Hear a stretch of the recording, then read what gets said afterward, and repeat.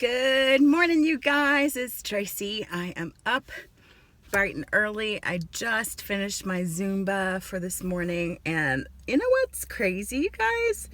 I felt great. I can tell it's been about a month and a half now that I've been doing it, and I am really starting to feel great through the whole thing. Like that feeling of, oh my gosh, I'm gonna die, halfway through it, like starting to watch the clock and all that. I am really starting to just enjoy just the dancing of it. Now that I know a lot more of the routines, now that the typical Zumba moves are becoming more familiar to me, it just feels good. It's what I remember when I thought about going back to Zumba, because I know I love it. It's that feeling of just dancing and having a good time. And oh, by the way, you're sweating and moving and exercising. So I'm excited about that. I noticed last week, I guess these are my NSVs.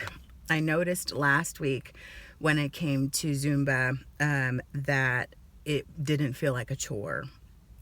And I was also able to add some treadmill in a little bit too. So I can feel that my body's getting stronger and that I'm able to do more. So if I keep feeling this great, then I'm going to add an additional Zumba class to my routine for the week. So I'll be doing, instead of just doing 2, I'll be doing 3. And that's very exciting to feel strong enough to do that. So it's Monday morning.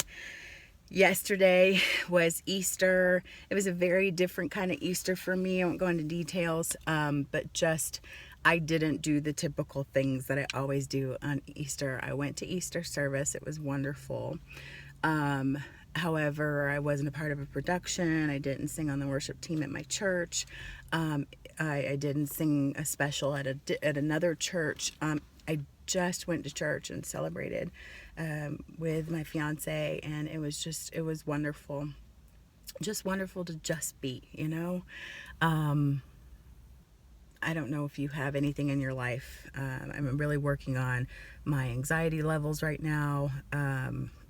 Just being in the thick of school, future planning, just lots of changes. I shared with you guys before, just working through overwhelm and anxiety. Anxiety is something that I've always dealt with, and overwhelm is attached to that. So when I hit those pockets, I have to figure out ways to overcome it, especially now that I don't have my old friend overeating. So that addiction is not welcome to kick in to help me cope. So I am learning new ways of coping, things like being able to tell my loved ones what I need, or just giving myself the allowance to break down, not in ways where I'm just throwing things off of my plate and just I don't care, but just allowing people to see my weakness, which has always been a struggle for me. So yesterday we did go out to eat. Just like I said, very strange, not the cooking at home. My parents did cook at home. It just was a different kind of day than what I expected it to be. So we did go out and go to a buffet, and I will say that those old habits could have kicked in, but I was very aware.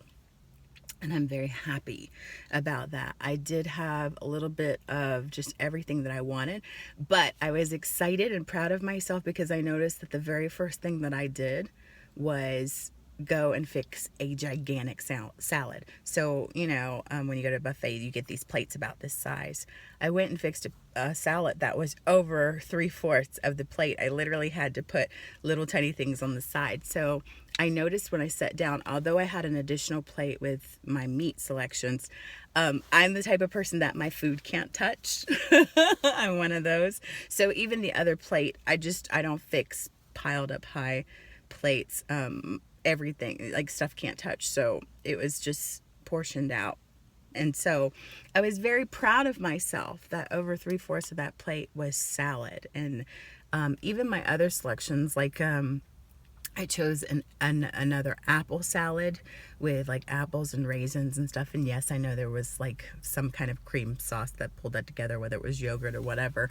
But just even my natural tendencies with food are beginning to change. And I didn't first run to the dessert thing and, and start piling my plate full. I really did get full on, food, real food.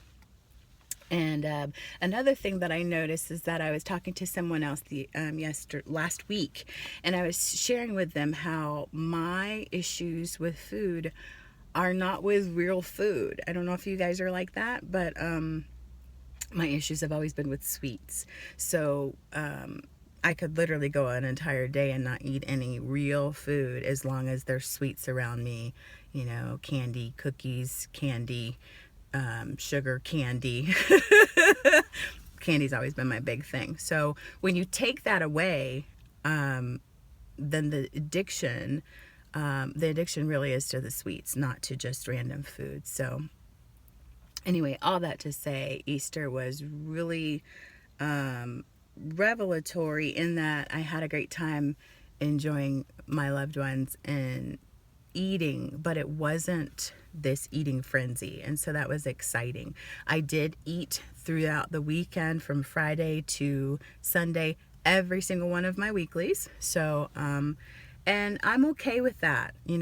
I've been very honest with you guys about this journey and how slow it is. And I know some people say, well, just don't eat your weeklies. I've tried that.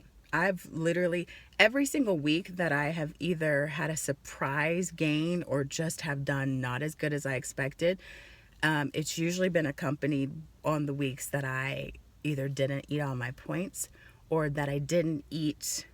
I ate like 2 weeklies. I didn't have excessive losses on those weeks. So for whatever reason, my body seems to like that extra push metabolically maybe. So I'm just going to keep going with that. And hey, that's exciting if I can enjoy the extra food and still at least have, 0.8 loss, whatever it's going to be.